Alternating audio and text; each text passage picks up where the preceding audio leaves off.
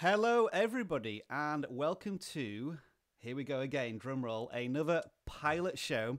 And this time we're taking vidIQ interviews into the live stream arena, where, as you will know, anything could go wrong, and from an aquatic point of view, does go wrong when I pour water all over my equipment and it stops working. The good news, folks, if anybody was watching on Tuesday, the mouse is alive, it works.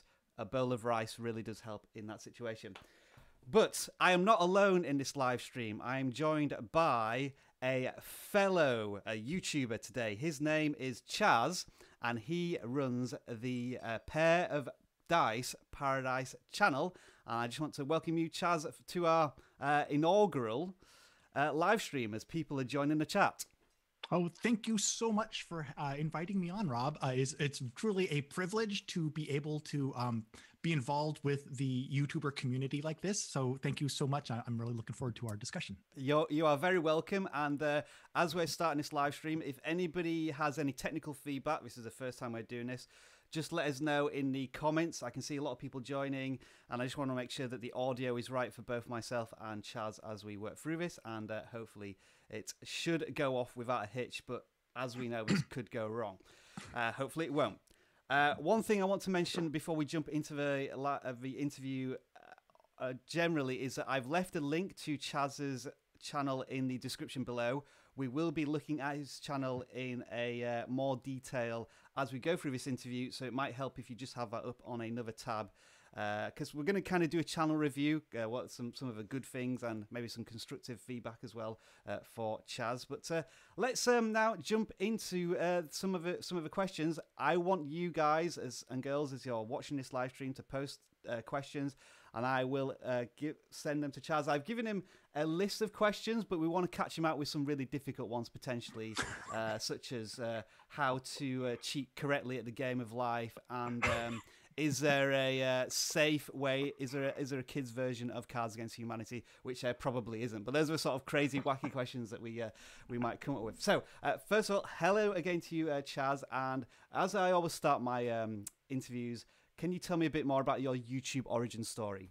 Oh, yes, my origin story, my issue 0. Sure. So here's how I got into YouTube. I've been self-employed. I started a web development business doing web programming back in about 2001, and I was growing my business. And as anyone who's had their own business knows, it's 10, 12, 16-hour days sometimes, going on. And especially when you work on the internet. I mean, that's the amazing thing about the internet, is that work can follow you wherever you go. So, that was 2001. And by 2010, 2011, I'd leave work and I'd come home and I'd work on more work. And I literally felt like I was losing my personality. I told my wife, I felt like a piece of chewed gum. And she said, well, you've always needed an artistic, creative outlet. You need to find something a creative outlet to do something and find that part of yourself again. And so I had two things I've always kind of enjoyed throughout my life. I've always had board games as part of my my social outlet, and also in high school and stuff, I had one of those big, huge VHS video cameras, and I would force my friends to film videos, and I'd direct them around, and we'd make videos. So I thought, well, I've been watching some YouTube videos about board games, and I've been inspired by some of the people I've seen. So in 2012, I decided to pick up my own camera and start making videos about this other hobby I enjoy so much, to really get a creative outlet going again, and rediscover my own personality, and bring it back. And so that's how the Pair of Dice Paradise YouTube channel, that's what led to its origin in the first place. So a follow-up question there would be, your hobby, your passion on YouTube was not at this point necessarily tied to the business that you were doing. Is that correct? Right. Yeah, exactly. In fact, it was kind of on purpose was meant to be the antithesis of the business I was doing. Yeah. I was trying with YouTube to do something not related to programming and stuff and database design and stuff like that as much as possible. I really wanted to distance myself so that I could unplug from that, and really do something else creative. Yeah, I think that's a very familiar story in YouTubers' sort of creations. Sometimes it does become an extension of their business, but same situation with me. I was a teacher and I was working at a university doing like database programs, and I needed that creative like outlet. So it'd be fantastic to hear from anybody in the live chat. Sort of, do you have the same experiences, or what was your origin story? Now, you've mentioned sort of briefly board games, but we haven't gone too much into that on your channel. So the question next, and all YouTubers really need to know the answer to this to some point, is who is your target audience and what's your value proposition? Or a simpler way to put that, who should be watching and why? Value proposition. I struggle with it's so weird. Another thing that I enjoy is educational stuff and teaching people, especially when it comes to YouTubing and things I enjoy. So when it comes to other people, I can be like, oh, hey, here's your value proposition. You need, here's what you're talking about. When it comes to my own thing, though, I always struggle with that for some reason. I think that my target audience obviously is board gamers, and board gamers come in. It's really an interesting, really tight-knit online community, and you kind of have two facets. You have people who just do board game reviews outright, product reviews and stuff like that, and give their opinions. And then you kind of have everything else, podcasts with discussions and news and previews and commentary and the state of the industry. And so my value proposition is I always, my tagline I put is news, reviews, and commentary about board games by a lover of board games with his head in the clouds, which is why I kind of have the backdrop with kind of the clouds and the sky in the background to kind of match that goofy personality a little bit sometimes. So I guess the value proposition, that's what I've come up with. But I feel as a YouTuber that I would probably have more success if I could further refine what my value proposition is, because it's still something that I struggle with to this day. Yeah. And something I forgot to mention at the top of the interviews, you have 10,000 subscribers, 870,000 video views. So it's a channel that's now transitioning from that smallish channel to like a medium-sized growing channel. And the description you currently have is energetic board game reviews, news, and commentary by a lover of board games who, as you say, has his head in the clouds.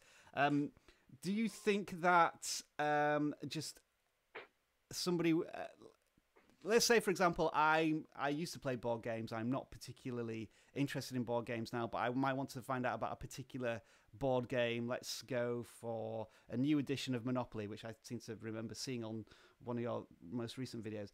Is that something that a complete layman could come in and start to understand, or are you more focused on the diehard dedicated board gamers? That is a really good question, and that's something that I struggle with as well. I try to walk the line. Every video that someone watches on your channel is going to be their first video they see on your channel. And actually, with some other YouTubers and the viewers as well, I've had some live streams where we've discussed the industry jargon and trying to reduce the amount of stuff that will go over a new person's head to keep it accessible. When I produce my videos, I try to keep two audiences in mind. I try to keep, the viewers who are subscribing and the content they want to see that overlaps with what I want to produce in mind. But then I also keep my brother and my sister in mind who aren't in the board games, and try to keep them in mind. It's like, okay, how would I say this in such a way that's not going to bog it down in details, but also would keep it accessible for someone who's just kind of tuning in and isn't familiar with the industry? Excellent tip there. I was recently doing some, not acting classes, but I was working with a drama teacher who told me that when you're looking at the camera, you need to try and visualize a particular person. And as you say, like, imagine you're talking to your brother or your sister who might not necessarily be totally in tune with what you're talking about, and you need to maybe go a few steps back from the knowledge that you have to be able to communicate that to somebody who may be interested in the topic but doesn't know much about it. So I think an excellent little tip there. Now, in your videos, you have like a backdrop shelf with probably hundreds of board games on it. So you obviously have a lot of board games. You've played many. Do you purchase all these board games yourself, or have you established yourself, as I say, with 10,000 subscribers, some sort of brand influence where you can get these products sent to you, or how is the situation there at the moment? That's a good question, and one that I think is applicable to a lot of people, especially YouTubers who come in wanting to do product reviews and product specific videos. I would say 85 to 90% of the board games in my collection are ones that I have purchased, because really the board games and stuff are what I spend my entertainment budget on. It's been like 5 years now too. So it's been slowly incrementing. And also I have taken when I started out, I'd take the few board games I have and kind of smush them together onto one shelf behind me to still make it look like more. But over time, and it's taken 2, 3, 4 years, I have started to form relationships with different publishers and stuff, and gotten to the point where maybe once a month, once every other month or so, a board game publisher will reach out to me and say, hey, would you like us to send a review copy of this product and talk about it on your channel? Yeah. But one thing I've seen, though, is YouTubers, especially in the board game niche, the board game media niche, which board game industry, which is very product specific. There have been some podcasters and YouTubers who have come into this hoping, oh, I'm going to get free games, and this is going to be great. And then when it doesn't happen, their channels crash and burn, and they get frustrated. Because if you're starting a board game channel, whether it's product reviews or anything, I believe that you have to have a passion for the subject matter. Absolutely. You have to be going into it for the right reasons, and a creative outlet or a passion, you want to talk about the subject or you want to learn something. If you're going into it just to obtain free product, you're going to have a rude awakening really fast. Yeah, absolutely. My previous channel was a tech channel, and if you're wanting to look for the big ticket items like, I don't know, an iPhone or a Galaxy S8, you're going to have no chance. But then you start to get offered things that you aren't particularly interested in, like endless Bluetooth speakers and products like down the line. Is that something that's happened to you in a similar way? That's actually another good point. When the publishers start seeing you as an influencer, the largest publishers still aren't going to come knocking on your door. You're going to start getting the people running a Kickstarter, their first Kickstarter, or the small press publishers, the regional publishers. You're going to be getting the endless Bluetooth speakers of board games that are coming to you first. And you're going to need to really treat those with the same respect and dignity as like the AAA titles and stuff, and build up. Good point. And it can still, again, it can be frustrating, but you got to be coming at it for the right reasons. We have our first question here from one of our audience. So here it is, Chaz. I'm hope you're ready for this one out of the blue. No notes taken for this one. How long did it take before you saw significant growth in your subscriber base over 1 year? How long before you were able to monetize your content according to today's threshold, if you do monetize your content? Okay. According to today, I have been doing this now for 4.5 years. Okay, so I'm at the 4.5 years point, and looking at YouTube's new guidelines, the 4,000 hours of view time and the 1,000 subscribers, I would say it took about a year to year and a half to get to what would be considered that new threshold. My channel grew very slowly at start. I would say from the beginning in 2013, I think September 2013 is when I published my first video. So from then until May of last year, I grew slowly to about 5,000 subscribers. And then from May of in May of last year is when I discovered Brian G. Johnson and Nick Nimmin and vidIQ. And I started studying everything and doing things like keyword research and other things like that, and the tools that are available. That helped me produce content that I still wanted to produce, but better meshed what people were searching for. And starting in May, from May to December of last year, my channel went from 5,000 to 10,000 subscribers. I hit 10,000 last December. So the amount of explosive growth there happened May, and I can pinpoint to the day when it was a direct result of some of the analytical research stuff that I did as a result of the videos I've been watching and learning from. So a follow-up question to that would be: was there a specific video that caused this explosion in your channel? Because I think a lot of YouTubers go through the same experience as you, where they're really slogging hard for potentially a couple of years producing good content, and we're not going to dispute that it's good content, and it probably is, but it's just hard to get discovered on YouTube. So was there any particular content that was like opened the doorway for you? Yes. like all industries and all niches, top 10 videos and list videos are very popular. Yeah. And there's a lot of YouTubers who in the board game niche who do top 10 videos, and they are among their most popular content. But I didn't want to just spew out top 10s about certain categories of games. The content I produce, I kind of want it to be either a little esoteric or kind of consumer driven, what people are doing and why. So I actually worked with another website that catalogs like it's a big board game database and a big board game community, and it tracks what games people are talking about that month, each month and stuff. So I worked with them, and I started doing in May a top 10 video of the most popular games that people are discussing on this certain website called BoardGameGeek.com. And that was a result of seeing what competitors, for lack of a better word, in my niche were doing. Doing keyword research through like vidIQ and stuff to see what people are searching for on YouTube, and then finding an overlap that matched my own interest with what people were interested in, and finding that unique approach of, okay, I'll make a top 10 video, but I'm going to make it, what people are interested in and why, and try to, and that was the magic formula. Though my average video I release gets about 700 to 1,200 views within the first 2 weeks or so. Yeah. And the top 10 videos get between 20 to 25,000 views. Yeah. So it's a significant difference there. Yeah. And so you can pinpoint it to that specific thing. So another brilliant point there, the tip of, if you find trends, and there's trends happening all the time, but an important aspect of finding a trend, depending on your YouTube channel size, is to make that trend your own. Don't just copy what other people are doing. It's finding a trend that you're passionate about, but also bringing your own passionate opinion, view, slant into it. And we'll be looking at Chaz's videos in a little while, and you'll just see how much of an impact these top 10 videos are having on the channel.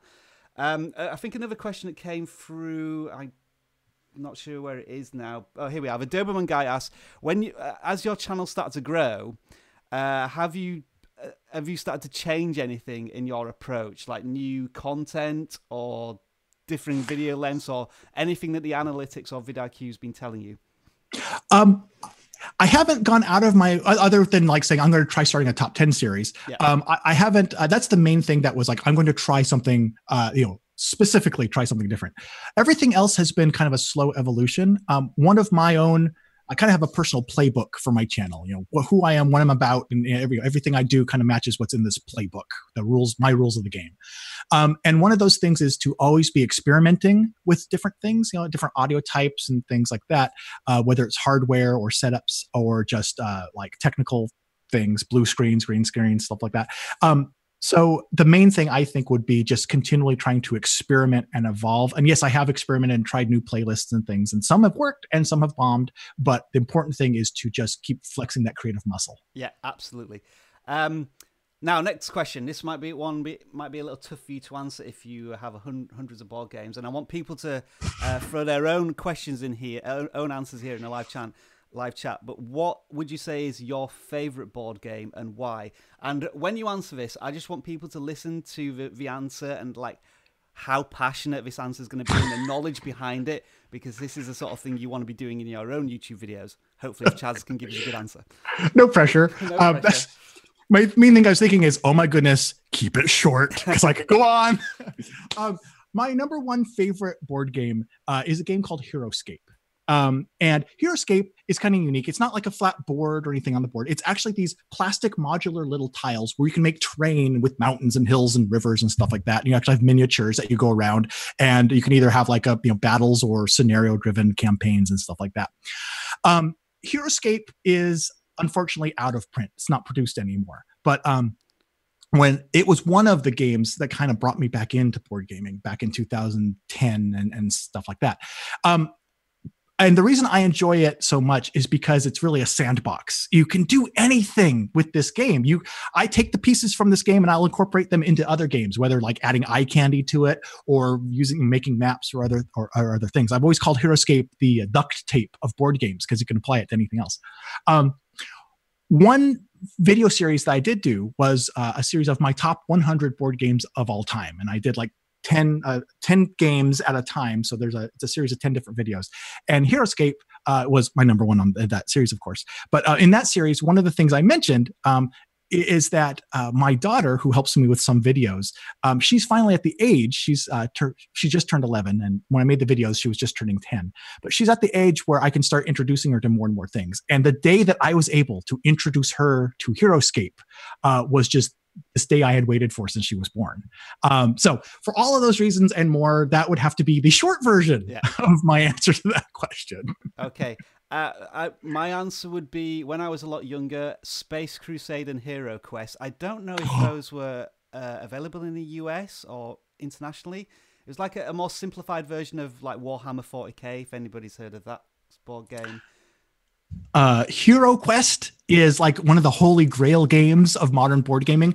There was a charity auction year before last, and one of the items that went up was a used but very good condition copy of Hero Quest. Yeah. And I actually scooped that up because it was for charity. I scooped that up again specifically to share this game that I played when I was little with my daughter now. So Hero Quest is definitely a top one as well. Yeah, and then moving forward, like Articulate, when that very simple word game, I think in the 2000s, and now obviously as an adult, you have to say for a lot of people it's Cards Against Humanity.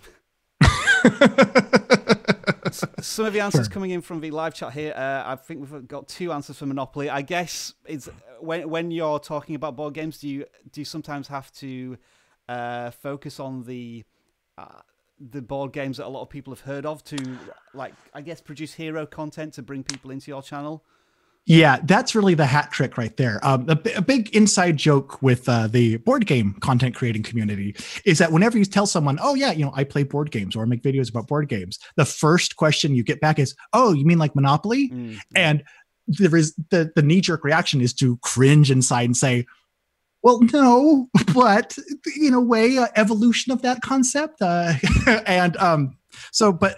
in order to keep things accessible again, yes, you do have to touch on that content. You do have to have a gateway, an entry point, a jumping off point lots of times. And that includes covering the pros and cons of older games that have stood the test of time as well. Yeah. Rachel says, Boggle, I like word games. It's time limited, so it can be played at any time if you have a few minutes. You only need 2 players, and she usually wins. So obvious get a choice there. That's always a good thing. And Tetris. Now, Tetris was am I right in thinking Tetris was a board game before it was converted into one of the most successful video games of all time? I thought maybe, but I thought that Tetris started out as a Russian video game, but again, I could be mistaken. I know that there are several games that have been created that are kind of derivatives of Tetris in a board game. Blockus is a really good one if you're looking for one that has a similar kind of feel. But yeah, I'm not sure.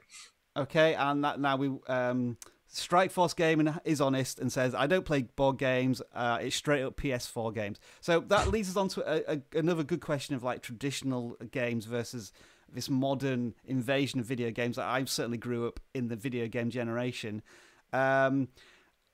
What type of audience do you get? Do you have like a nostalgic audience of like a similar age and demographic to you, or do you have a younger audience? Like you say, you've been introducing your daughter to board games. How does it work out on your channel? It's really interesting. It seems to be split into 2. You do definitely have the older audience. 30 to 50-year-olds is in my YouTube analytics. There's always a spike that from 30 to 50. There's a spike of viewers in that age range, but there's also a growing number of like 20 and 30-year-olds as well, especially when we go to conventions. And there are several board game conventions throughout the year, varying in size from 3,000 people to 60,000 people in attendance. And we're seeing a growing number of new people as well. And it seems that with all of the social media and the omnipresence of little screens in our daily lives, a lot of people are looking for a social outlet that involves actually sitting around a table and interacting with someone face to face, replacing the video screens and stuff like that. So I think actually the omnipresence of social media is actually a factor that is bringing some other younger people into the hobby.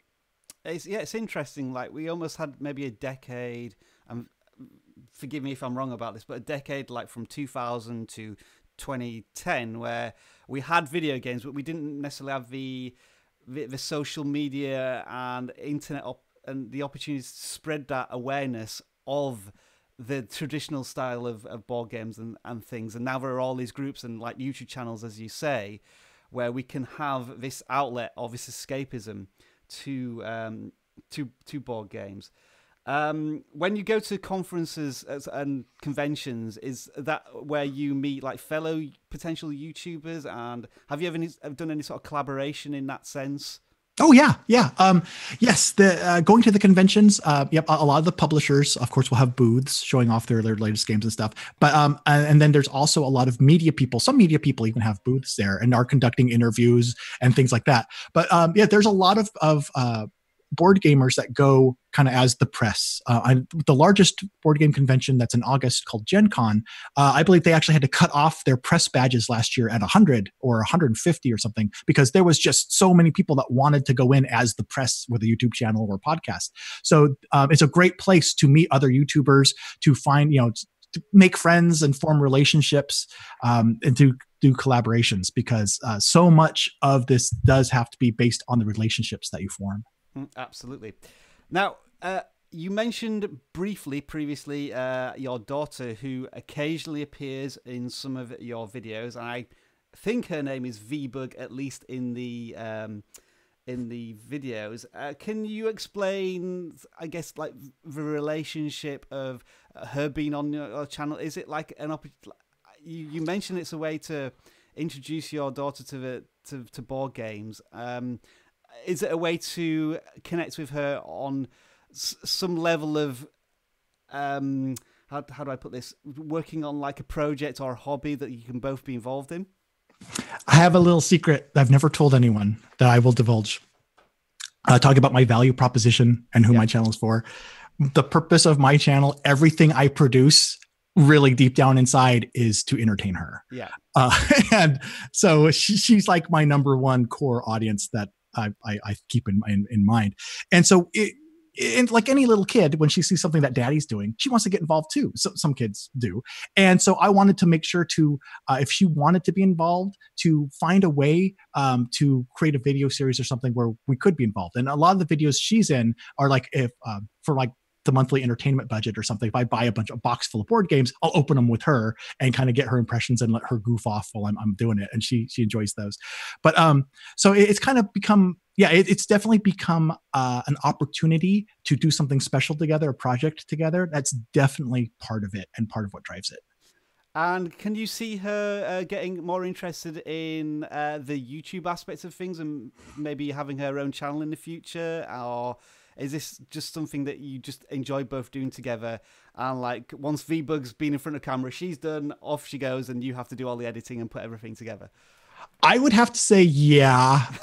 Not only because she's already better at it than I am, but also because she enjoys it. And I never, if she's enjoying it, that's really what it's all about. She got a new bed like almost 2 years ago or so. She got a new bed because she was growing and she outgrew her old bed. And she's like, I want to do a video review of my new bed. It's like, okay, I'm in trouble. You're going to go off with this eventually as you get older, aren't you? So. That's a completely different value proposition of reviewing furniture on the channel, isn't it? Yes. So remember that, YouTubers. If you remember what your value proposition is, and if anybody wants to interfere with that, just try and explain it doesn't fit my channel. There you go. You have an out. Okay, we're going to move now back onto your channel, and there's actually some questions coming through. So I'll just ask mine, and then we'll take some questions from the audience. What are your greatest strengths and weaknesses as a YouTuber, do you think, if you just could take one from both? Oh, yes. I think my greatest strength is, honestly, I think that passion for doing it, I think really that's where it has to come from. It has to be the genesis of the content you create, a passion for the subject matter. It's not the quality of your video equipment or your audio or anything else. That will grow, that will evolve over time. You'll figure out how to work with what you have, but it's really the passion for doing it. And I think the consistency of doing it is also a strength. Now, that said, I think it's also one of my biggest weaknesses. The biggest weakness is being efficiency and consistently together. Some of the largest YouTube channels in the board game niche churn out tons of videos, multiple videos per day, sometimes, some of these channels. And I know when I produce content from start to finish, I write a script, I record it, I edit it, and then I make the thumbnails and stuff and post it. And from start to finish, I find I usually take 1 to 2 hours of work per minute of finished video, oftentimes. Yeah. And I was thinking, man, in order to keep up with, my colleagues or my peers, I got to just churn out more stuff. Yeah. And so I've been trying to work more efficiently and smarter. However, when I started doing the keyword research and other things, I didn't want to burn myself out. When I started looking at keyword research and other things like through Nick and Brian G. Johnson and vidIQ and stuff like that, I started finding out about, well, why don't we try to find a way to put your own unique spin on it to work smarter, more efficiently, so that maybe I don't have to churn out 100 box opening videos in a week, but I can make one video a week that I really put a lot of polish on that will get the equivalent number of views and subscribers as a bunch of little ones would. And I have found that to be a much more rewarding approach to development. It's funny that you say video production, it takes about 1 hour to 2 hours per minute. And I think I'm very much of exactly the same production sort of time it takes to do videos. So just for YouTubers, if you can imagine when you churn out a 10-minute video, there's probably 10 hours of work that's gone into that. Can be on average, depending on how much. Like I see vloggers who can just go in front of camera and speak and then upload it to YouTube, and they've done it in an hour. And it's like, yeah, like, exactly. I'm still there trying to just work my intro and make sure that the cut there is right. So some comments now from the live stream. Rachel says she admires your position on having your daughter be a part of your work. Passion is key for YouTube, I believe. Absolutely, we agree with that. I think the Doberman guy asked, but his chat's just disappeared. It was something along the lines of, what do you think are the worst and the best things about YouTube right now? And I think it's, where do you see your channel in 5 years? Okay, well, where I say within 5 years, wow, in terms of anything having to do with the internet and computers, 5 years is like, a million, might as well be a million years. But I would like to, my goal with my channel is eventually to be able to have it sustain me, to be able to do it full time. That's my ultimate goal. And that can be a very difficult tightrope to walk sometimes. But so in 5 years, I would like to, increased exposure and audience and influence on the niche I'm in, to the point where I am able to raise funds, do brand deals and affiliate marketing and everything else to fill in all those gaps, to be able to turn it into more of a profession. As for the best and worst thing about YouTube right now, I think one of the best things about YouTube is the community and the relationships that I can build. I've met a circle of friends through YouTube who also make board game media, who have become pretty much my best friends. We talk every day, and I would not be where I am without their support and feedback and stuff like that. So the relationships, and with the viewers too, doing live streams, you see people pop up in your live streams, repeatedly, and they become your friends. Even though you only see their avatar, there are people, Kabuki, I'm looking at you, Kabuki Kid, that pop up in your live streams all the time that you feel become your real friends. And when you meet them at like conventions and stuff in real life, you're like, I feel like I've known you for years now, even though you're meeting them face to face for the first time. Yeah. So that's amazing. The worst thing about YouTube, I think, can be some of the barriers sometimes that people encounter, especially again if they approach it for the wrong reason. I have some other channels that I've developed and been working on too, and I hit the same problems of, I spend hours on this video, I put it out there, and like 3 people see it, and it can be frustrating. But I don't think it is impossible. Again, one of the best recent pieces of advice I've heard is that every channel starts out with 0 subscribers. Yeah. So it obviously can be done. And every channel starts out not monetized. So it's not like monetization feeds on itself. No, everyone starts out the same playing field.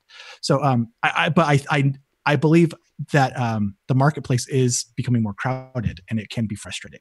That is probably one of the worst parts, I think. Yeah. Absolutely. The Herd Life was just saying it would be nice to be able to do this full time. Now, I'm sure for most YouTubers, for many YouTubers, that would be like a goal, because as you say, the opportunity to spread your voice on a platform that is essentially free to billions of people has not been anything like this ever in the world, I think. Whether on YouTube has its own occasional problems with the monetization or the Logan Paul controversy or whatnot, I still think this is a place for good. And as you said, a community, I'm seeing regulars like JJR Survival, who he himself says he hates editing and doesn't like to spend very long doing it at all. Cookie Man Boy, who still has a most fantastic username on any of our live streams. Like Bosnia Zapna, but I know I need to call him West Bosnia. So already in the live streams, we've been doing these on vidIQ for about a month now, but there's already this core audience of people, and also Dustin Vang, who's one of the moderators on here, and I appreciate everybody who is taking part in this live stream, and it's going very well so far. No technical hitches, and some fantastic questions coming from everyone. Right, what we're going to do now is do a little bit of critiquing on your own channel, Chaz. So if you maybe want to bring it up on screen, if you can do. One of the things we're talking about before the live stream is that the way it's done, that Chaz can't actually see any of this. So he's sort of working separately. But for everybody who's on the live stream, you should now be able to see his channel on screen right now. And as I've been looking through the channel, I've had some feedback that I wanted to give. And generally, it is a fantastic channel. And the first thing I wanted to look at is the channel banner. And already we can see the Photoshop or whatever program you use, the editing you've put into your graphics. Like, there's a very clear picture of you with a set of board games and your daughter. And there's that contrast between the foreground and the background. You've kind of put, it looks like I call it a spotlight in Camtasia, but I'm not sure what the effect is called, where you make the background darker and the foreground a lot lighter, so you're very much focusing on the objects in front. Like, if you could just give us like maybe a quick rundown of maybe the editing the editing program you use, how long it takes to make this sort of thing, and some of the techniques there. Sure. Here's a quick overview of the process that I used to make that banner across the top of your YouTube channel. And I'm sure this follows on with your thumbnails as well. A similar sort of process. Yes. For the banner specifically, this year when I started my 5th year last fall, I actually, for the first time, I actually got a green screen and actually set it up, and I did a little photo shoot. My wife took pictures of my daughter and I, and so actually me holding the games and my daughter holding her favorite game, actually us on a green screen. So then I cut out the green screen and I took a photo of my game shelf, and I added a layer in Photoshop. I added a layer between the game shelf layer and the layer of us, and added like a semi-transparent black to darken it up, to kind of pull us out in front. Yeah. And then I added a layer that has little clouds motif going along behind us. So, and then I added I applied the stroke a layer effect to the images of my daughter and I. So that's like 5 layers in Photoshop with the green screen pulled out, and that's how I put together the banner. And then the images for the thumbnails, similar concept. I usually pull like a screen grab out of the video itself. I usually don't have the foresight to do like a separate photo shoot for the thumbnails, but I usually try to do a goofy look or something during a video to pull out. And I do a similar approach though when I'm making the thumbnails. And I have a horribly slow internet connection speed. When I do a 3-minute video, that takes 1 hour to upload. So my upload speed is 1 hour per 3 minutes of footage. So when I'm uploading a video, I usually have some downtime, and that's when I actually make my thumbnails. Yeah. So I have kind of scheduled a consistent time and feel when to do my thumbnails. Yeah. Something that you say here, which is just really funny about you have a photo shoot where you're doing poses, and there have been several occasions where I think I need to create some poses for my vidIQ thumbnails. So I will just spend 10 minutes in front of a camera doing sort of this. That's eerily familiar, Rob. So I don't know if any other YouTubers know this. Like, you think that's a fantastic thumbnail. How did he capture that moment? It's because you spend an entire afternoon just. I have a whole file folder full of them that I've pulled out for that type of thing. Yeah. Okay, back to the channel banner. The one thing I would say is we've got the branding there. You talk about these the cloud effect, and that's something that we'll see in thumbnails. It's just a subtle bit of branding, but it works really well. And you also have your Pair of Dice Paradise logo in there.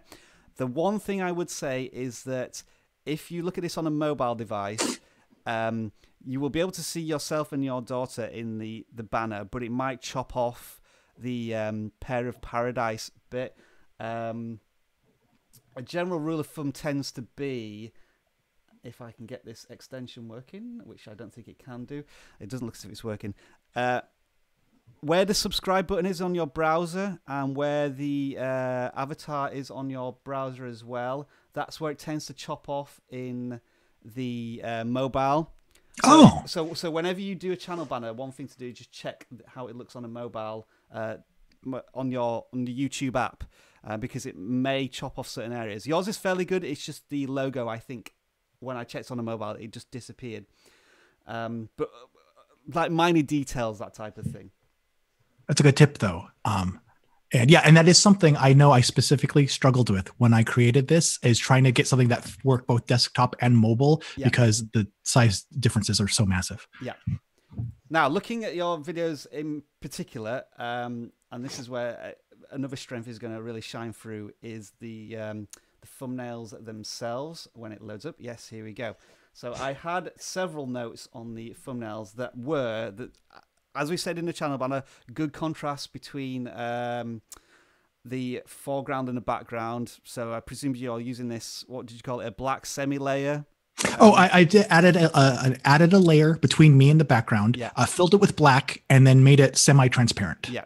Yep. And you have the advantage, and I as well have the advantage of a green screen, which means that we can take pictures of ourselves properly lit, with a solid color in the background, which then you can easily, I think with a magic wand, take out. Again, this is not going to be available to all YouTubers, but if you do have these tools, maybe think about using them. And the green screen can be something that takes a while to set up, but once you've got it set up, it can take your production quality to another level, as you can see in these thumbnails. As I mentioned, we've got the branding with the clouds at the top, because as you say in your value proposition, your head is in the clouds all the time. And just looking at your thumbnails now, it's almost as if you position your head just in front of the cloud layering. Is that something you've noticed, or am I just noticing this now? That I'm glad you noticed that. That is absolutely 100% on purpose. Yeah.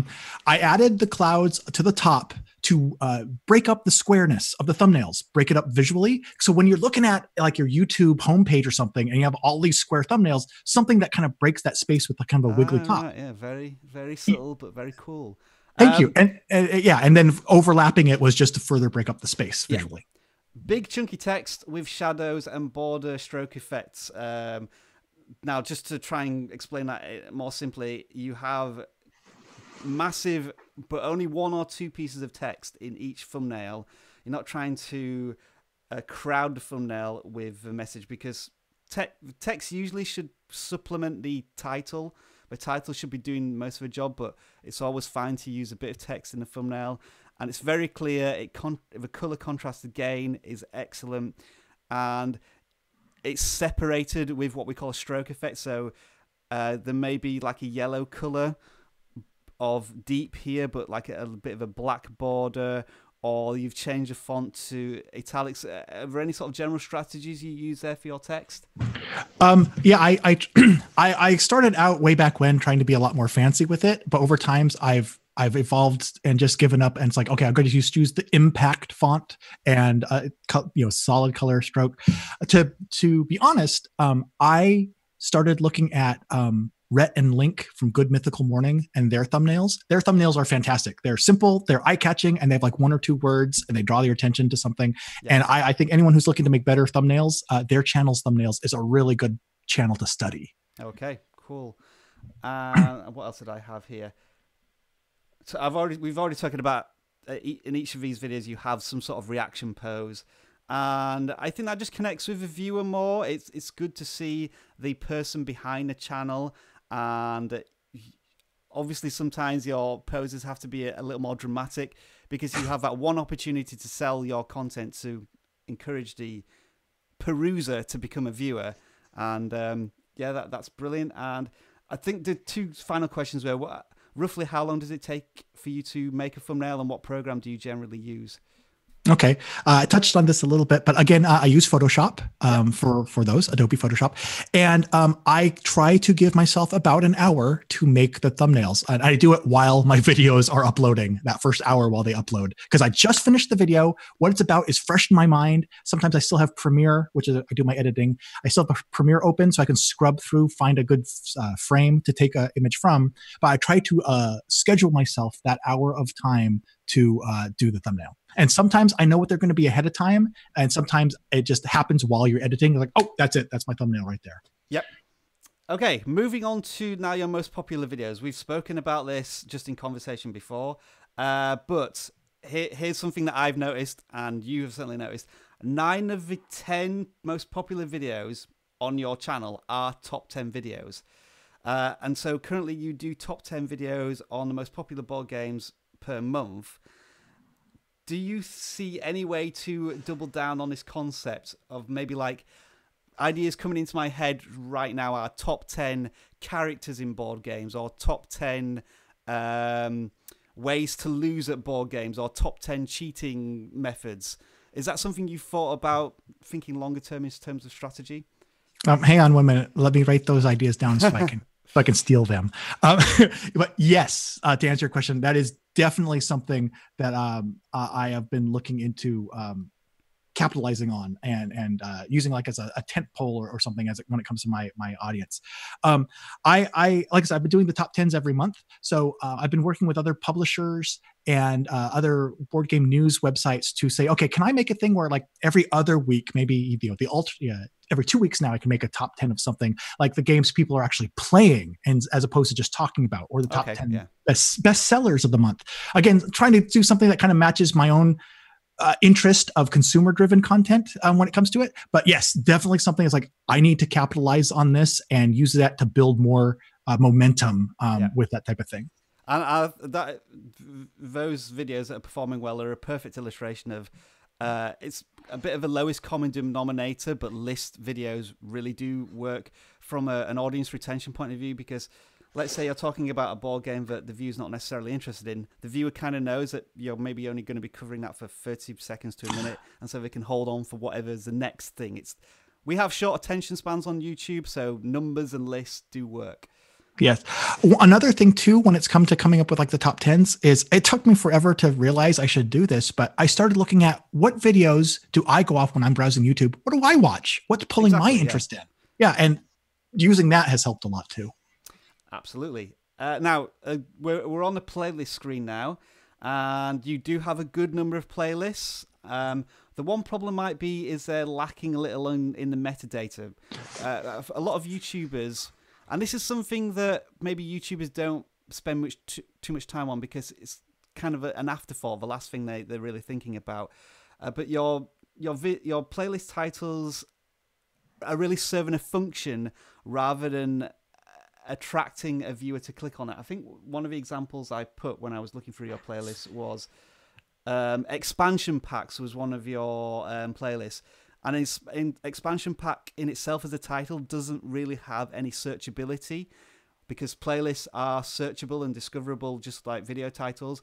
But you have another title here which is called Board Game Industry Corporate Shenanigans, which is more of an enticing playlist title, and I think one that people may click on. So when you're thinking about creating playlists, try to think less about functionality and rather how an audience would be attracted to a series of, whether it be conspiracy theories or whatnot. I think that is brilliant advice, and something that I think I can start applying today. And I had a question about that when you mentioned the metadata. I know that the playlists can have a title and a description. Yes. Is there any other info that could be considered metadata that we can add to playlists? Not that I'm aware of, other than one thing you can do is you can turn it into an official series or playlist series. I can't remember the correct term. And if you turn it into a playlist series, then it helps YouTube connect your playlist together. But there are some caveats to that as well. Like, you can't have the same video in 2 official playlists. So if you had a top 10 playlist and that was official, you then couldn't use the same video in another official playlist. Okay. That's something I need to do more research on, and it'll probably be a vidIQ video in the future. But yeah, in terms of playlist content, it is the title and the description, but I don't think you can add tags. Okay. I'm not going to say that people should do this as a priority. It's something that if you have time, maybe just think about the value of playlists and spend an afternoon or so when you're not making videos, just maybe rethink your playlist. That was something I was doing yesterday, actually. I was deleting playlists that weren't relevant anymore, updating the titles, and just doing a bit of spring cleaning. What are we on to next? Okay, video intros. I'm going to try and play a video, but I'm not sure if this is going to work on the live stream, but we'll give it a go and see if it works. Already my mouse isn't clicking, so I don't think that's going to work. So I may have to, the viewers may have to imagine this, but what Chaz does in the video intro is he does a quick introduction of basically what we're going to be doing in this video, and then I think it's a 3 to 5 second actual video splash screen of your channel. Just talk me through why you do that. That's another technique that I have learned since really getting into the research last May. It basically, there's the old saying, when you give a speech, tell someone what you're going to tell them, and then tell them what you told them. Yeah. And that type of quick intro, here's what I'm going to be talking about in this video, and then your branding, your graphical branding or whatever, and then getting into the content, really seems to be a really good way to hook people in. And I've also noticed, I used to do a lot longer intros, 2.5 minutes sometimes. Yep. And going back to those videos and watching them myself, I'm like, oh, just get to the point, Chaz. And what I have found is doing the quick intro, title screen, and then getting into the content actually allows you, the person at that point is invested to the point where then you can do your 1.5, 2 minute thing if you really want to still, and they're engaged and committed to the point where, okay, I'll sit around and listen to your full intro now, really, if you want to. It doesn't always work, video by video basis, but I found that it can lead to a higher viewer retention rate that way. Yep. So I've loaded up one of your videos now. It's the most recent one, How the President's Beard Gave Us Game of Life. It's a very intriguing, fantastic title. So I'm just going to play this for 20 seconds, and then you can see what Chaz means. What do you do when the president's beard puts you out of business? Why, start a board game company, of course. Board games throughout history. Hello, once again, I am... And that was 10 seconds, pretty much straight into the content, but it had that teaser as the intro to the video, and I think that's excellent. Thank you. What do we have next? Just keep having to go through my notes, and this is where you can't edit stuff out of a live. So good number of playlists. The community tab. So you, as a channel with 10,000 subscribers, I believe you've very recently got access to that tool. Would that be correct? Yes, and I waited and watched. That was my motivation to hit 10,000, was getting that community tab. And when I got it, I was super excited, and then nothing happened. And I actually contacted YouTube's tech support, and I said, is there a problem with getting my, this turned on? Is something broken, whatever? And they said, it's just, we're not doling them out right now. So just hang on. We're revisiting this in the future. And then about 2 weeks ago, I logged into YouTube one day and poof, it was there. So it took about a month and a half. No, it took almost, I'd say 6 to 8 weeks for it to appear. And now that it has appeared and I waited for it so long, I am sad to say I haven't used it yet to what I've had planned. And again, going back to consistency as a weakness. So we're on the community tab right now. You have done one post, which was they've just enabled the community tab, and you've plugged Monopoly's Cheaters Edition. So yeah, just following on what you've mentioned there is try using the community tab just to see how your audience engages with it. Best thing to probably do to begin with is polls. They're very simple to set up, and you'll be surprised at the response you get from polls, because what happens is when a person votes on a poll, it auto starts a chat box, and it seems that encourages people to write in a comment as well. Oh. And I tend to find that you have about a 1% response rate. So if you do a voting poll for 10,000 subscribers, you might get 100 votes, which is enough maybe to even think about content for your channel, and they're very easy to do. So yeah, maybe try a couple of them, maybe 2 or 3 every week, and see how they respond to that. Excellent. I agree. What else do we have? Right. I will not go into a video again because the speed of my internet is going really slow. But the presentation skills, we were talking about this offline a little bit, are exceptional along with a good studio setup. So we'll always see you have like a backdrop with a blue background and clouds. And do you have like a dedicated studio space? I do now. Actually, just last weekend, we had an extra room which I was using as a studio space, and I was filling it more and more with my equipment to the point where I had one little walkway around in it. But just this last weekend, we moved some stuff around in the house, and I have more space now for the studio. And the backdrop, it started off as a thing of necessity. It's all the room I really had. So I was like, I'll just make this backdrop. I'll stand in front of it. I can move it anywhere I want around the house, or even take it somewhere else if I need to. Poof. And that was where that started from. And I've managed to load up one of your videos now, so I'm just going to let it play for about 20 seconds so people can get an idea of Chaz's presenting skills. A healthy dose of cheating during the games that we play. There's nothing like playing by your own rules and then breaking those rules because you're a cheater who doesn't follow the rules, even your own. But unfortunately, the cheater's natural instinct to creatively prioritize one's self-interests over others is too often stifled by those other fuddy-duddy goody-goody gamers who complain that cheating ruins the experience. First question, did you write fuddy-duddy cheating gamers into your script?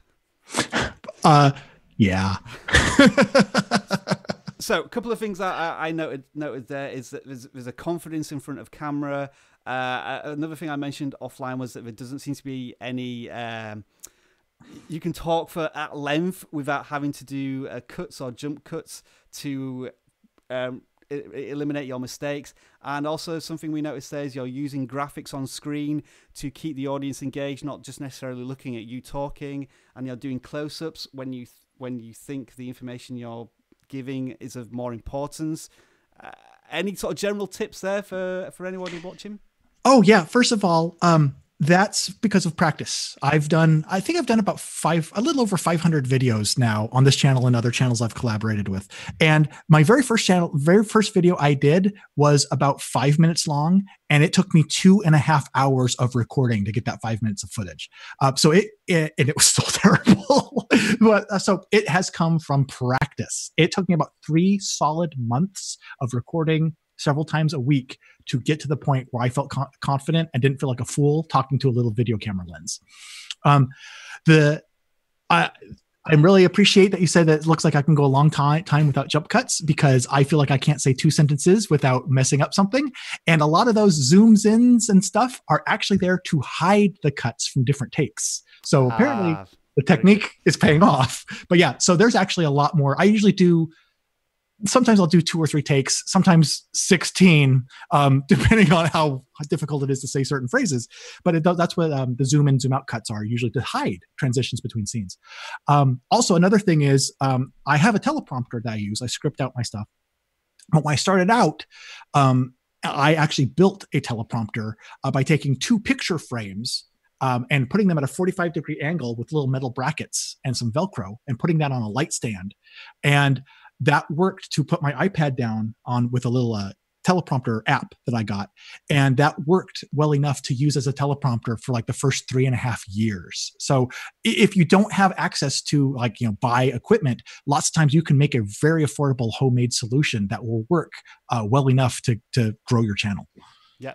So again, for YouTubers, just listen to all the preparation and practice that goes into producing a video like that. It may look seamless on camera, but you can almost guarantee that there's been a lot of effort. I was going to say patience, but probably frustration to get it to look to that point. And I'm sure some of you can appreciate that. And something that Chaz said earlier on is just keep, as well as with your content, like new video styles, or just practicing with different pieces of equipment, just always learn, always make mistakes so that you can then learn from them. I just want to ask Chaz, this is almost like an off video question, but we're now running up to an hour. Are you still okay to stay on for a while? I have cleared my schedule for this. Yep. You're my number one priority. So. Oh, wow. Nobody's ever said that to me. So yeah, as audience, if you're enjoying this, do let us know. And it sounds as if Chaz is going to have time for some questions, so make sure to fire them in towards the end. We're still on one of your videos at the moment, and it's the Monopoly Cheaters Edition. Has Monopoly gone too far? Great title, teases people with a question, and the video tags of a varied sense, in the sense that we've got board game, fine board games, best board games, so we've got those high volume searchable tags, but also you have the longer tail or specific, I'm going to say niche. I know most North Americans say niche, but as a European, I'm going to say niche. Monopoly Cheaters Edition, Monopoly with a : Cheaters Edition, and then you're ranking number 1 in those very specific keywords. And I'm sure you do that on many other videos where you've had success. Yeah, I don't know. That's actually a good question. I don't know how punctuation affects YouTube searches. So I usually try with and without like the colons and things that might be in a title. I also try to find some common misspellings sometimes, and that has helped in the past as well for the tags to put in. Yeah, I guess, as you said yourself, you imagine what you're searching for. Usually I don't think people are going to be too bothered about punctuation when they're searching for things, but it can all help. You've certainly got the character length available to try those little techniques, and it has resulted in the number 1 search. One question that came in from here was, where was it? It was something about not many comments, and something I noticed is that when you do get comments, you don't always respond to them. It tends to be about I would say you respond to half of them. Is that something you struggle with? Like you don't have time to respond to comments, or? I'm glad you asked. This is actually something where I've wanted to ask you in previous vidIQ live streams and in little comments. Okay. Pressure's on me now. Yeah, exactly. So part of that goes back to the consistency thing of, just trying to be consistent in comments and everything else. But to be honest, the other thing I worry about is about in the comments coming across as insincere. And I know that vidIQ has a tool for comment templates, but I'm actually kind of scared to use it because I worry about sounding like I'm just parroting back responses without putting thought into them. So I'm not exactly sure where to find the balance between that. And I oftentimes just kind of like, well, I can't come up with something original to say, so I'll just come back to this later. And then I don't. So what would you recommend, and what kind of response percentage would you recommend? So here's the way I look at it. I read every comment and like every comment, just as a receipt. Yes. You have acknowledged that the comments there. And then it's a case of how much value do you put on the comments. If you know, and you should be able to tell this, if they've put in a detailed response, they've written a couple of sentences, then to me that deserves a similar response. And as you read comments, you'll start to get familiar with the same question over and over again. Like one that's coming up a lot on vidIQ now is, can you please review my channel? Because we're doing channel live streams. And in that sense, I just put a automated response because I can't spend the time going through somebody's channel and giving responses on every comment. That's why the new series has appeared for channel reviews. So it's a bit of use your better judgment.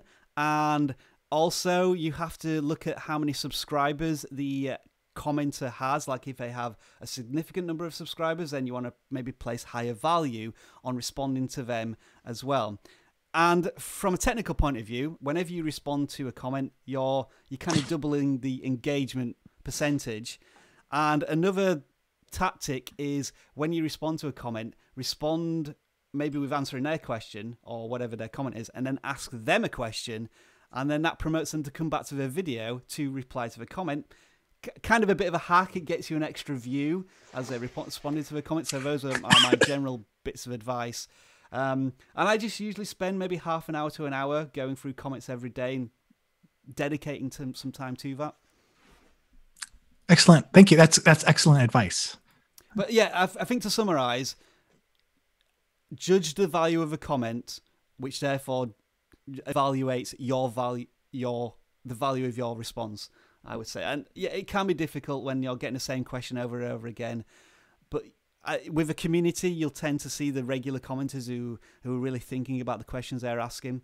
So yeah. Okay, now that's a review of your channel, and thank you for all the comments there that came in the live chat. We're now going to move on to another topic, which is monetization. Certainly a hot topic on YouTube, and it's affected a lot of small channels with the new requirements of 1,000 subscribers and 4,000 hours of watch time. On vidIQ, we've spoken generally about different terms of revenue streams, whether it be on merchandise or what else have we talked about? Affiliate links and branding, but you have another alternative, which is to do with crowdfunding or the donation platform, and it's something you're involved in. So sell it to us. Wow. Well, thank you. I'll try not to sound like a commercial, but actually provide some useful content, hopefully, for the community. So yeah, when it comes to YouTubers, okay, in my niche for the board game media, there is one YouTube channel who's the biggest, of course, and then there's lots of small ones. And the largest channel started, when they went full time, they accomplished this by running a Kickstarter campaign about probably 6 years ago. And about 6 years ago, there wasn't a whole lot of others. Kickstarter seemed to kind of be the strongest platform at the time, especially for the board game industry. So a lot of other people joined in on Kickstarters. So when I got to the point where I wanted to do a fundraising campaign, I actually used Indiegogo, which is similar to Kickstarter.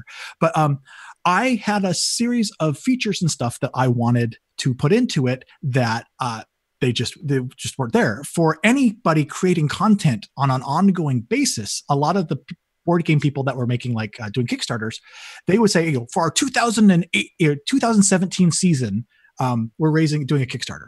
Then they would do another Kickstarter beginning of 2018 for the 2018 season. And they would have to resolicit from scratch all of their supporters. And it's like, well, that's no good. And again, I think I mentioned at the top of the interview that I have a background in e-commerce and web development programming. So it's like, well, I have my company and I have this project I can do. Why don't I put my skills to good use and build what I bloody want in a crowdfunding platform specifically designed, for content creators?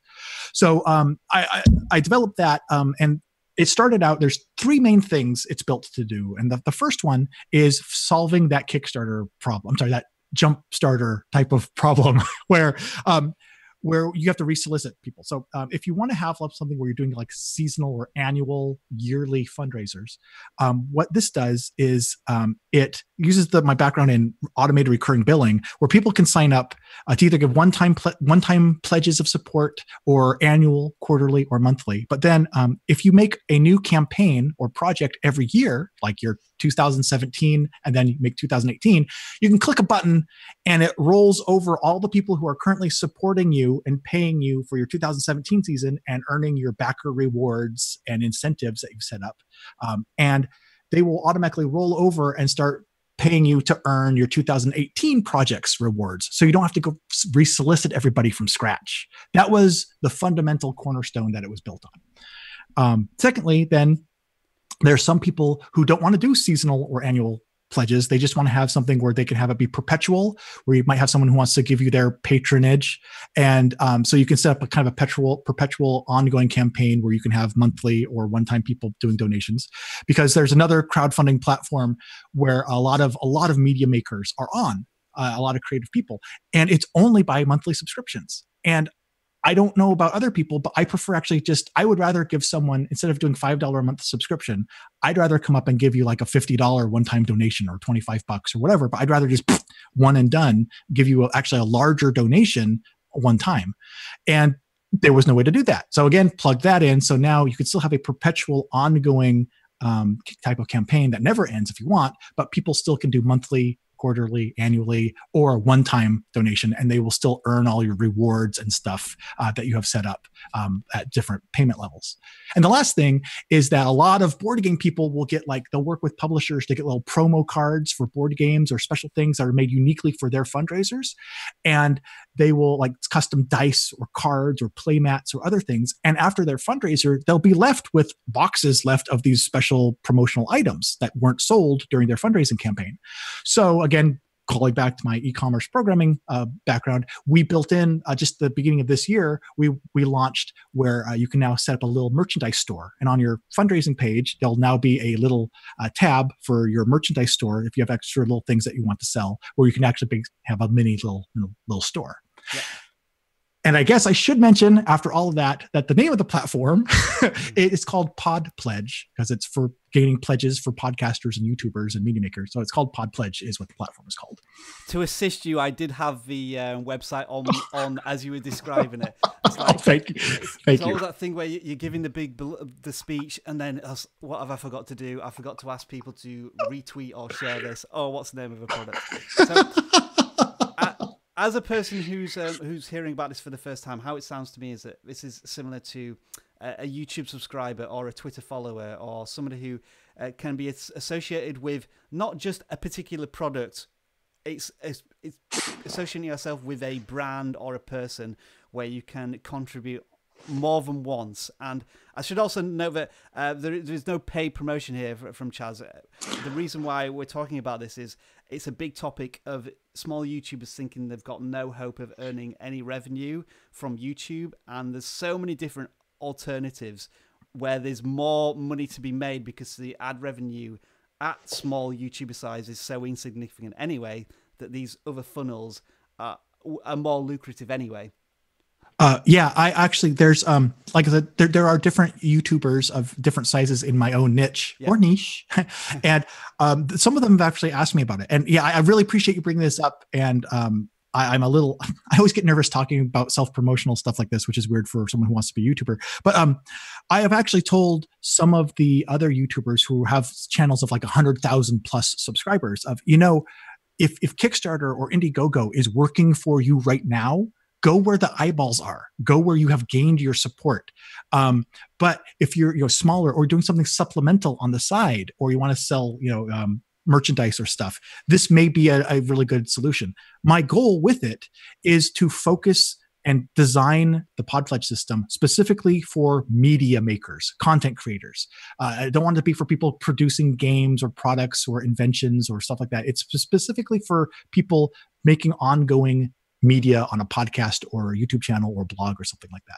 And so I'm hoping that if we can turn PodPledge into the place where people look first for supporting media people, it'll help all of us that are involved in it. It'll help the entire community. So that's really the objective, the goal. That's the value proposition for PodPledge. There we go. Other people's stuff. Yeah, there you go. So everyone, if you are interested in this, it's podpledge.com. That's correct, isn't it? Yes. Podpledge.com. If you are a small YouTuber who can't earn funds from the AdSense, go check it out and find out more about it. But thank you, Chaz, as like part of the YouTube community in being able to offer an opportunity for small YouTubers to feel as if there's not just one goal in being able to earn a revenue from creating your videos. Yeah. And I was going to say too, I forgot to mention it beforehand, but since it is my company that built it, I am directly involved with it. And so I'm involved with the other, all of the people who are coming on board and asking questions. I'm involved in a lot of the emails and answers being given out. If there's anyone from this vidIQ live stream that does want to get involved, would be happy to create a special promotional code or something for a discount for several months or something for vidIQ users too. So maybe I should have spoken to you about this offline, and maybe we should work that out offline more. But I just want to say that it's more about helping the community and giving us a platform than it is of trying to pull pennies out of people's pockets. Yeah, absolutely. Okay, from one plug to another, let's talk about vidIQ. Woohoo! So Just tell me, what are your favorite tools in general, and how does vidIQ help you on a daily basis? And I'm sure many of the people listening to this know about vidIQ, but there's always particular tools that different users like more. So sell vidIQ to me if I wanted to use it. Okay, this will be easy for me to talk about because it's somebody else's thing. So I've used, like I said, back last May when I really started getting into the research, I used several different tools, and I won't mention them by name, but vidIQ was one of them. And I've started subscriptions, actual paid subscriptions to several others, and to try to get more features. But vidIQ is the one I actually keep coming back to. So I am a paid vidIQ user because I like it. And I'm happy to support you guys. So the best tools, my favorite tools I've stumbled onto so far, I made notes here of 4 of them. The first one is actually in the video editor page on YouTube, the checklist and SEO score. It's just a little thing, but when I first started using it, it's like, oh, wait a minute. I never thought of making sure I reply to at least one comment or have it on Facebook with at least one share. And it actually helped me in the way I market some of my videos to achieve the things on that checklist. And it has obviously helped. The other thing too, which I was a little scared to use at first, but is the competitors tool.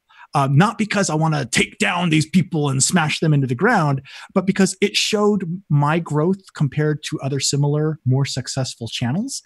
And it demonstrated the tactics I was taking. I mentioned before, publishing as frequently as possible. It showed how that wasn't working. And it showed how that wasn't necessarily the best approach. And I should be working on finding a better video, a video that will reach more people less frequently instead. And that was a direct result of that. So that was like something that changed my approach and doubled my subscriber count within like 8 months. Yeah. And that led me to then the keyword research tool, because I was able to find things that my potential viewers were actually searching for, and by picking some keyword phrases, I like the combination. I use it all the time of the amount it's been searched for versus the amount of it's being used to kind of find the equilibrium of this is probably the best one to focus on because it's got the best combination of what people are looking for, but not too many people are talking about it.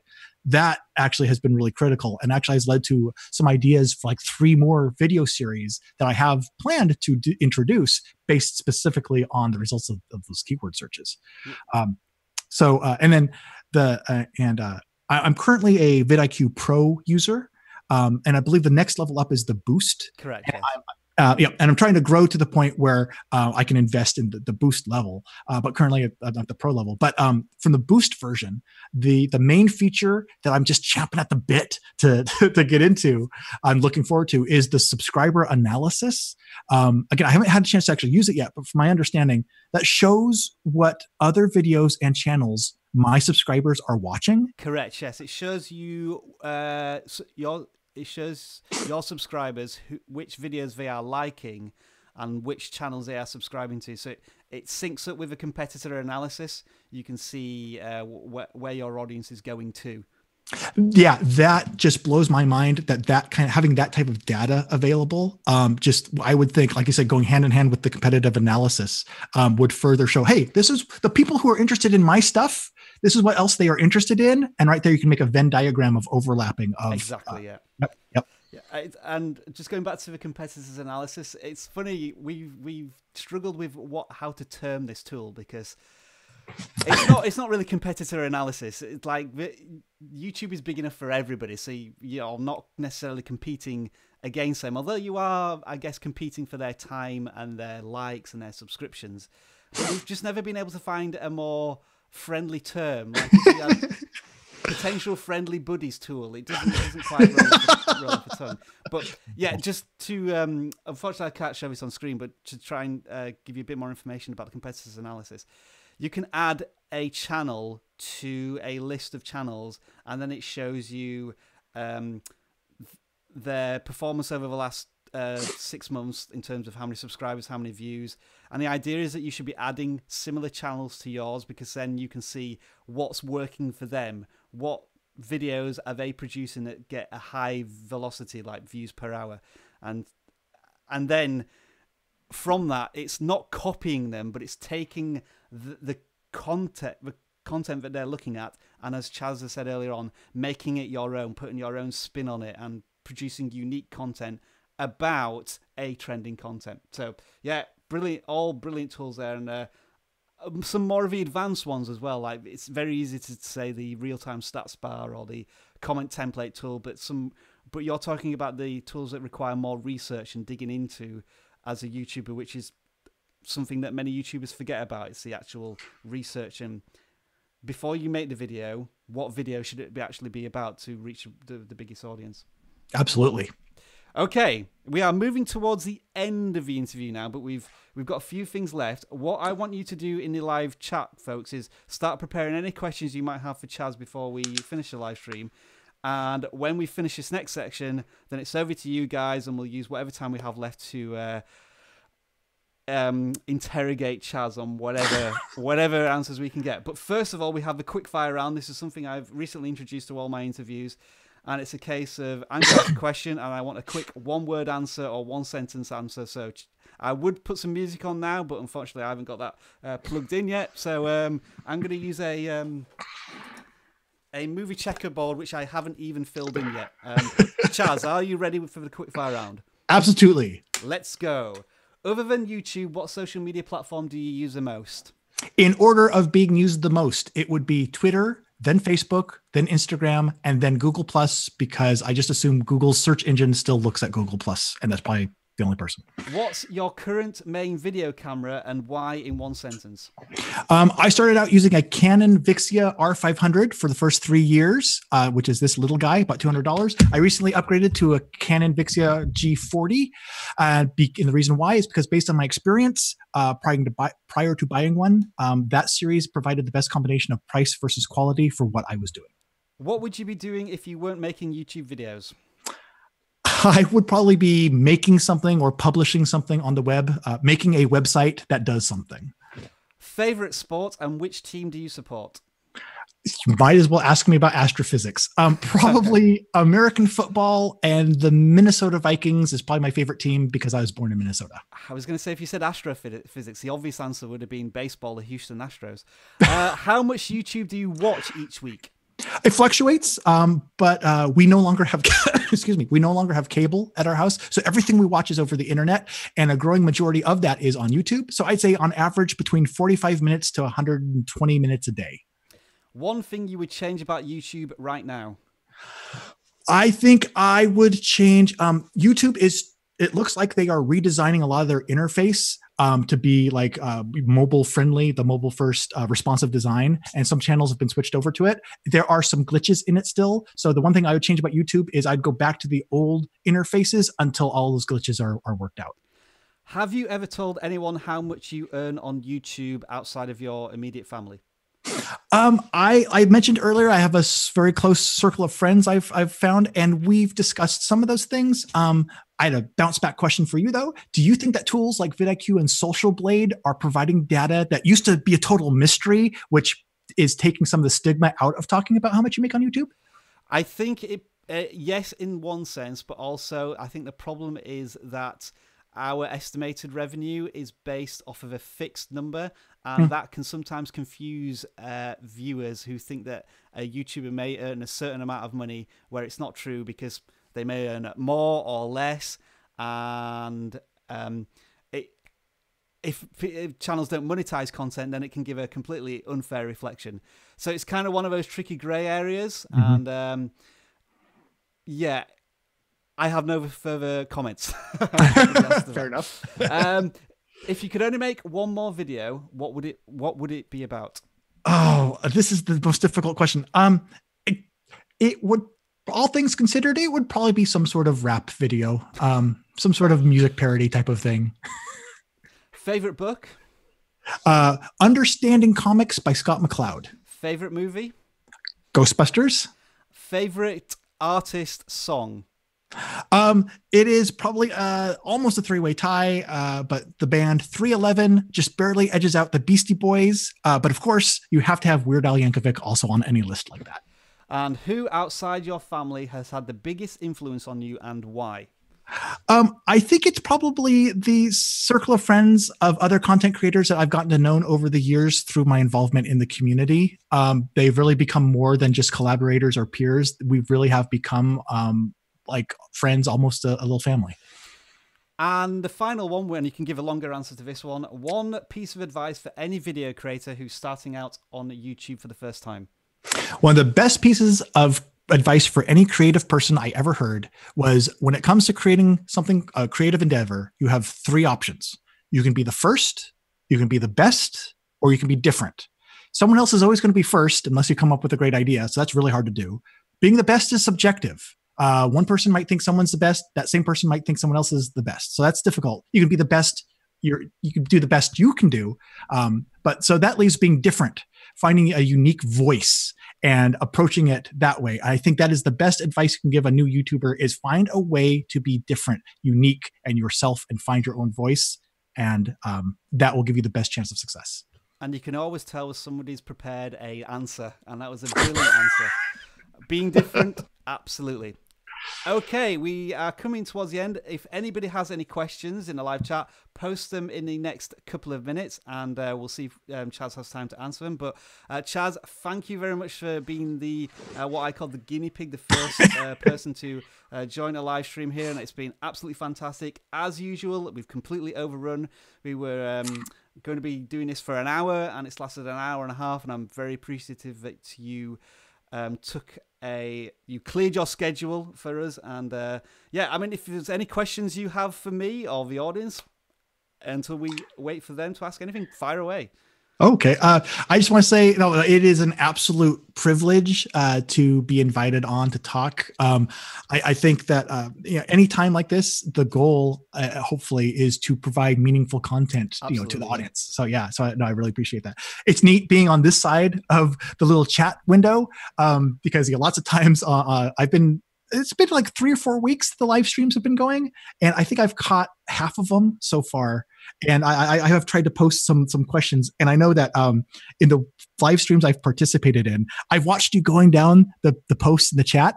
I've seen you get to the one right before mine, and then you kind of gone off on a tangent, and then like when you've come back to the one like right below mine. I do apologize. Like, no. So, but it's okay. That's the way it goes with live stream chats. We have a question from the Doberman guy. It has nothing to do with YouTube, but it's kind of like a quick fire question. Are you a dog or a cat person? This is because this person has a channel about Doberman dogs. Oh, I am. I believe I am a cat person who always believed they were a dog person. We currently we had a cat. It passed away. It was an awesome cat, but we recently got 2 dogs. And getting the 2 dogs is like, I think I was a cat person. So when I was a cat, I always wanted a dog. So there's your answer. JJR Survival says, do you enjoy, I think, the editing process of your videos? He says he doesn't. Not sure if it shows on mine, but on yours, the editing is definitely reflected in your video quality. Oh, thank you. Yes, I actually do enjoy the editing process. In college, my major of study was sequential art, comic books, storyboarding, stuff like that, taking visual images and words and putting them together to tell a story. So whenever I'm editing a video, I'm pulled back to all of the sequential art type of stuff. That also goes back to favorite books, Understanding Comics by Scott McCloud.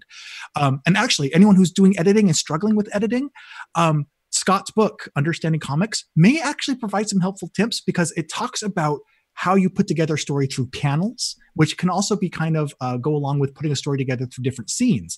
And when you start to find the fun and creativity in editing like that, it actually can make it a more enjoyable experience. Awesome. So just remind us, what was the book again? So if anyone the book is called Understanding Comics by a gentleman named Scott McCloud. Okay. Thank you. There is one more question. I'm not going to... The question is, how old are you? But that's one of those really sneaky questions that people always ask on live streams, and then you've got to come up with a unique answer which doesn't answer the question. So I'll answer the question for you. As old as you think you want Chaz to be. Well, I'm older now than I was when the question was first asked. Boom, there's your answer. Who inspired you to create Pair of Dice Paradise? That's come from Anna Adventure Toy Reviews. Oh, well, I don't know if you mean the name or just getting on YouTube in general, but I'd say the three people, the three board game media makers who inspired me to get off the couch and actually pick up my camera was a gentleman named Tom Vassell, who has a channel called The Dice Tower. He's the first. There you have the first. Then you have a gentleman named Scott Morris, or Talks from Crits Happen. He showed me how to take that content and kind of make it a different approach to it. And then a gentleman named Rodney Smith who has a channel called Watch It Played, who does instructional videos, which was a different twist on the content. And it made me realize you can make a YouTube channel about more than just doing product reviews. You can take different approaches about this content. And that's what inspired me. And they're my top three original inspirations. 2 more questions. From the start of your channel, have you ever taken a long break from YouTube, or have you uploaded consistently? I have tried to be consistent. The longest break I've taken, I think, was 2.5 weeks at one point. And I did go through a period, long story short, through other projects I was working on. I went out through a period where I was posting 1 video a week on my channel for about 6 months or so. Yeah. And it seems like the channel suffered from it. And so I've tried to reprioritize and, keep things in perspective and priorities correct. But I try to be, don't have to be frequent. Doesn't have to be every minute, every day you're posting stuff, but consistent so people know what to expect. That's, I think, more important. And Anna's Adventure Toys asks, is the book you said, will it be available in major bookstores like Barnes and Nobles, or would you have to go to Amazon to potentially find it? It should be available. Understanding Comics was first published, I think, in the early 90s. So it's been around for a long time, but it's probably in its like 15th printing or so. There's been multiple editions of it. I know you can find it on Amazon, and yeah, it's popular enough that it's usually in like Barnes and Noble or stuff like that. Yeah. And we'll finish with this statement, which is, I love your passion, that's yours, Chaz, and we can see it in everything you talk about on your channel, which I absolutely agree with, and the same in this interview. So thank you very much for joining us today. Well, thank you very much. I really appreciate it. Okay, the links to Chaz's channel are in the description, and I'll try and add more if anybody's watching this on the replay of the Pod Pledge, and possibly links to the book if I can remember. And there's where can we find you on the internet, Chaz, other than the YouTube channel? Excuse me. The other place I mentioned I hang out the most is Twitter, where I am at Dice Paradise on Twitter, because Pair of Dice Paradise was too long. Yeah. And also Facebook, which is facebook.com/Pair of Dice Paradise. The best other places to find me. There you go. Thank you very much for your time. And everybody, I hope you enjoyed this new live stream today. Let us know in the comments below with any feedback you have. And we'll have someone else soon. And it just leaves me to say, enjoy the rest of your video making day. And the final word from you, Chaz. Go out there and find a way to stay inspired. There you go.